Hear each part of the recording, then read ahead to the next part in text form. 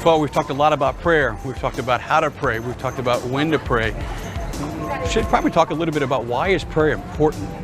Well, obviously prayer is important for two fundamental reasons. Number one, prayer allows us to deepen our relationship with God. God longs to have a relationship with you. God longs to hear your heart. God longs to be active in your life. God desires to have a relationship with every one of us. In fact, Pope Benedict XVI actually said that being Christian is not necessarily about our choice for Jesus, but to have an encounter with a living God, with a God who is so active in our life that our whole life is changed because of that experience of God.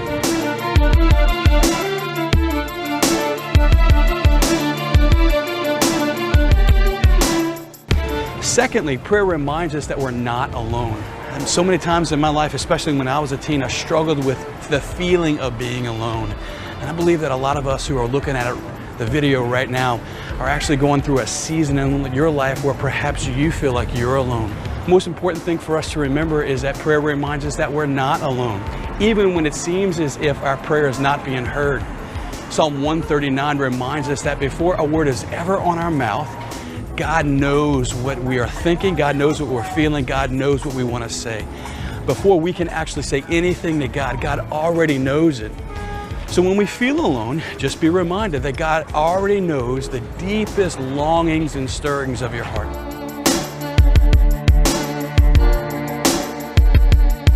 It's important for us to know that God answers our prayers even in the ways that God's going to do it that are different than the way we expect. Isaiah 55 reminds us that His words are not our words, His ways are not our ways, and God's going to answer our prayers perhaps differently than the way we thought, or differently than when we thought. That in the midst of the way that God acts, God's ways are different than ours, and so God's going to answer our prayers the way that He wants to answer our prayers.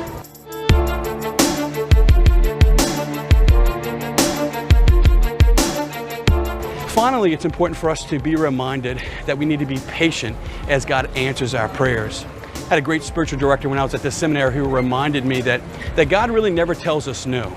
Sometimes God might say yes, but on a different timetable. Sometimes God might say yes, but I want to give it to you in a different way. Or sometimes God might say no, and I just have something better in store for you.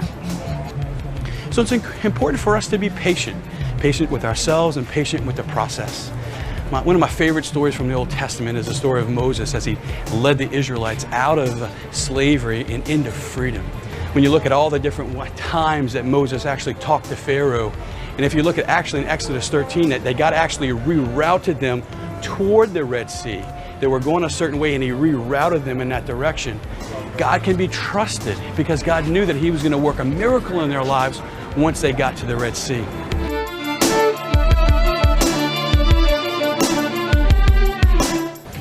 I have to be patient a lot of times too, because prayer can sometimes feel like a battle. The Catechism actually describes prayer as a battle, and we have to confront two really important things about prayer. The first is distraction. Think about where we are right now, nearing Jackson Square in New Orleans, and all the distractions that surround us. Think about that sometimes our lives can feel like this. They can feel busy, they can feel crowded and complicated. Our lives can feel noisy. Whenever you and I are distracted in prayer, it's important for us just to be patient and sometimes even ask God about the distraction.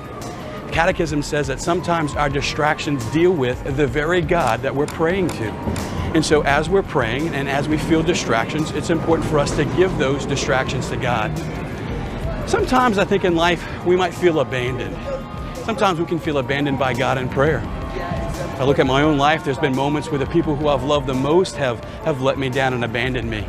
And I bet that there are some of you who are watching this right now, and you know what it's like to be abandoned by the very people that you love the most.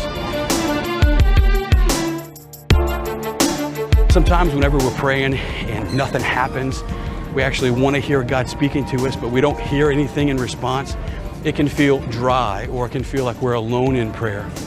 In those moments, when you and I feel alone in prayer, it's important just to be patient.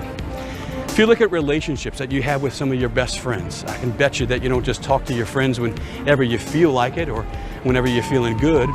Relationships require commitment. And if we're going to have a relationship with God, we have to commit to it. So the encouragement is to hang in there, even when our relationship with God feels like it's flat, whenever God feels like He's distant. but be reminded of what we talked about, that God is always with us. St. Paul reminds us in Romans 8 that nothing can separate us from the love of God, that God is always with us at every step of the way.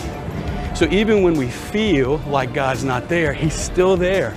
And He's allowing that period of dryness or that quiet moment in our prayer so that we can grow in our relationship with God.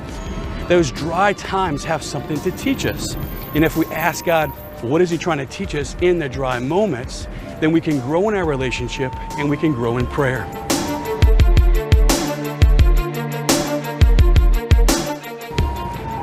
It's important for us to hear that, because it's important for us to be reminded that you, my friend, have been born at this time of the church, at a very specific time for a very specific reason. You have been born in the church at this stage of history because God desires you to be in the world right now. John Paul II, before he died, he actually said that he wanted the teens of the world to let the light in their hearts shine for the world to see. You have been given a light. You have been given the presence of God in your life, and God longs for you to let that light shine. We need you to pray. When it's hard, when it's easy, when you feel like it, when you don't feel like it, we need you to pray. Make a commitment to pray. And we need you to be an image of Jesus. Every one of the people here are looking for the same God, whether they know it or not. Every one of the kids in your school, every one of the friends that you have, every person that you meet is looking for the same God that you are. Be an image of Christ so that the world can see God in you. And finally, don't be afraid. John Paul II encouraged all of us to not be afraid. God is with you and God is leading you. And the encouragement is to not be afraid of anything that might happen in your witness and in your discipleship. My friends, hang in there. Hanging in there in prayer, hanging in your walk with the Lord, and trust that God is with you.